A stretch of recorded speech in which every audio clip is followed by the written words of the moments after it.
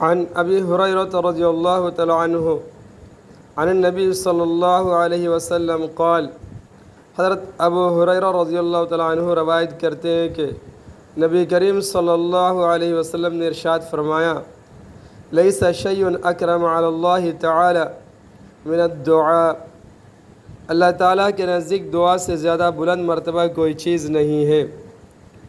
لیس شیء اکرم علی اللہ تعالی من الدعاء، اللہ تعالیٰ کے نزدیک دعا سے زیادہ بلند مرتبہ کوئی چیز نہیں ہے۔ رواہ الترمذی۔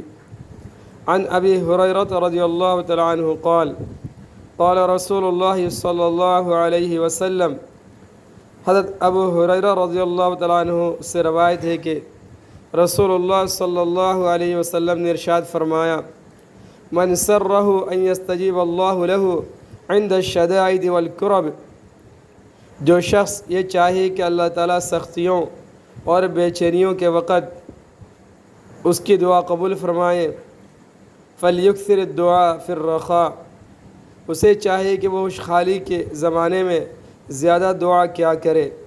رواہ الترمذی۔ عن ابی ہریرہ رضی اللہ تعالی عنہ قال، قال رسول اللہ صلی اللہ علیہ وسلم، حضرت ابو ہریرہ رضی اللہ تعالی عنہ سے روایت ہے کہ رسول اللہ صلی اللہ علیہ وسلم نے ارشاد فرمایا، من سرہ ان یستجیب اللہ لہ عند الشدائد والکرب، جو شخص یہ چاہے کہ اللہ تعالیٰ سختیوں اور بے چینیوں کے وقت اس کی دعا قبول فرمائے، فلیکثر الدعاء فی الرخاء، اسے چاہیے کہ وہ خوشحالی کے زمانے میں زیادہ دعا کیا کرے۔ رواہ الترمذی۔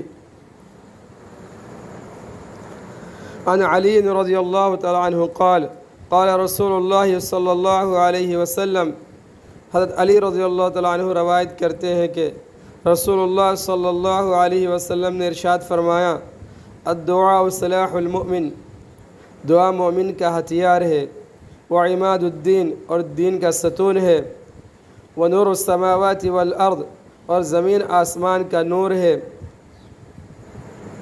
رواہ الحاکم۔